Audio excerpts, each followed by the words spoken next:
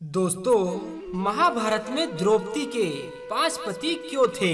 संपूर्ण महाभारत की कहानी 2 प्रमुख पात्रों के मध्य में घूमती है, पांडव और कौरव। इस महाकाव्य में घटित अनेकों घटनाओं का वर्णन किया गया है, जिसमें से एक ये है द्रौपदी का चरित्र। नमस्कार दोस्तों, मैं मयंक कुमार एक बार फिर आप सभी का अपने YouTube चैनल में तहे दिल से स्वागत करता हूँ। तो दोस्तों, अगर आप लोग सच में भगवान श्री कृष्ण के सच्चे भक्त हैं ना, तो आप इस वीडियो को एक लाइक कर दीजिए एवं कमेंट में एक बार लिख दीजिए जय श्री कृष्णा। तो चलिए शुरू करते हैं। द्रौपदी की उत्पत्ति राजा ध्रुपद के हमन कुंड से उस समय हुई थी जब वह अपने दुश्मन द्रोणाचार्य के वध के लिए पुत्र प्राप्ति का यज्ञ कर रहे थे। राजा ध्रुपद के उस यज्ञ के हमन कुंड की अग्नि से एक पुत्र धृष्टद्युम्न के साथ द्रौपदी भी प्रकट हुई थी।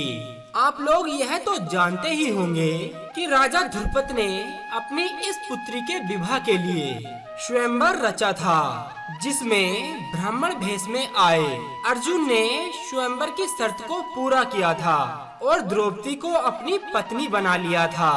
जिस समय द्रौपदी का स्वयंवर हुआ था, उस समय 5 पांडव भाई अपनी माता कुंती के साथ सभी से अपनी पहचान को छिपाकर ब्राह्मण भेष में वनों में रहा करते थे और भिक्षा मांगकर अपनी जीविका चलाते थे। वो 5 पांडव भाई जितनी भी भिक्षा मांगकर लाते थे, उसे अपनी माता कुंती के सामने लाकर रख देते थे। फिर देवी कुंती उस भिक्षा को अपने 5 पुत्रों में बांट देती थी। दोस्तों, इसी प्रकार जब अर्जुन और भीम द्रौपदी को लेकर अपने घर आए, उन्होंने दरवाजे पर खड़ा होकर कहा कि देखो माँ, आज हम लोग यह भिक्षा लेकर आए हैं। परंतु घर का काम कर रही कुंती ने उनकी तरफ देखे बिना ही यह कह दिया कि 5 भाई मिलकर उसका उपभोग कर लो। जैसा कि आप लोग सभी जानते ही हैं, कुंती सहित 5 पांडव भाई बड़े ही सत्यवादी थे और अपनी माँ के मुख से निकली हर बात को माँ के आदेश की तरह उसका पालन करना अपना धर्म समझते थे। इस कारण अपने माँ के मुख से निकले इन शब्दों के कारण 5 भाई भारी चिंता में पड़ गए। देवी कुंती ने भी जब मुड़कर द्रौपदी को देखा तो वह भी बड़ी विचलित हो उठी कि उसने आज यह क्या बात अपने मुख से निकाल दी। तब देवी कुंती ने अपने पुत्र धर्मराज युधिष्ठिर से कहा कि हे पुत्र, तुम कोई ऐसा रास्ता निकालो और मेरे मुंह से निकली यह बात भी झूठी ना हो। दोस्तों, जब किसी से भी इसका कोई रास्ता ना निकला तो इस बात से राजा ध्रुपद भी बड़े परेशान हो गए और उन्होंने अपनी सभा में बैठे भगवान श्री कृष्ण और महर्षि व्यास जी से कहा कि धर्म के विपरीत किसी स्त्री के 5 पति होने की बात सोची भी नहीं जा सकती। तब महर्षि व्यास राजा ध्रुपद को बताते हैं कि द्रौपदी को उसके पूर्व जन्म में भगवान शंकर से ऐसा ही वरदान प्राप्त हुआ था। अपने पिछले जन्म में द्रौपदी एक तपस्वी की बेटी थी। किसी कारणवश उसकी शादी ना होने की वजह से वह बहुत दुखी थी। हताश होकर उसने भगवान शंकर को प्रसन्न करने के लिए कठिन तपस्या करनी प्रारंभ कर दी। कई वर्षों की तपस्या के बाद भगवान शिव उससे प्रसन्न होकर द्रौपदी के सामने प्रकट हुए और उससे वरदान मांगने को कहा। द्रौपदी ने वरदान के रूप में पति की मांग की, जिसमें 5 गुण हो।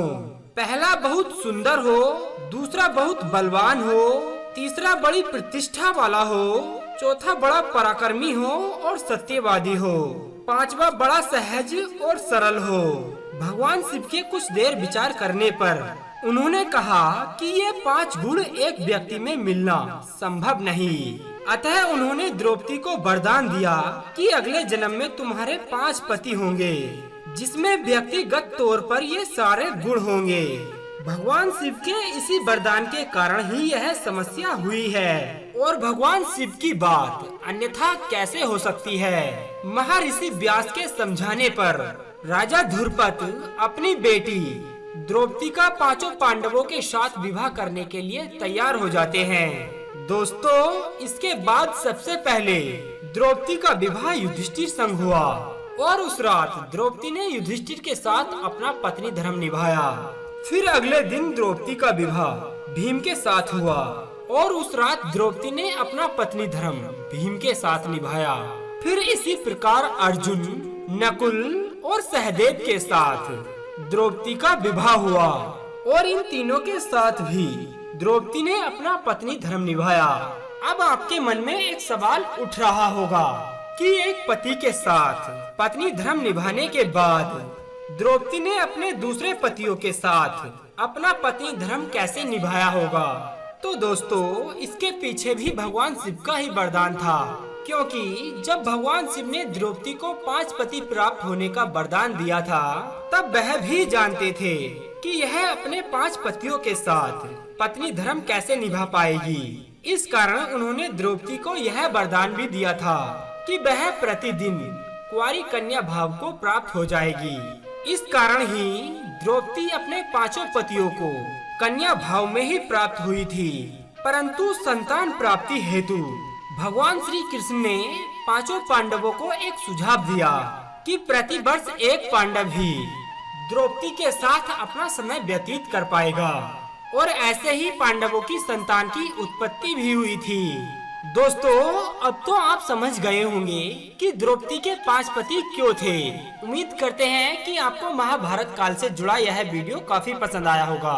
अगर ऐसा है तो आप वीडियो को लाइक कर दें और चैनल को सब्सक्राइब करके अपना प्यार हमें जरूर दें। तो अब दीजिए हमें इजाजत, ताकि हम आप सभी के लिए एक और ऐसी ही अनसुनी व रोचक जानकारी को ढूंढकर ला सकें। तब तक के लिए आप अपना ध्यान रखिए और हमेशा मुस्कुराते रहिए।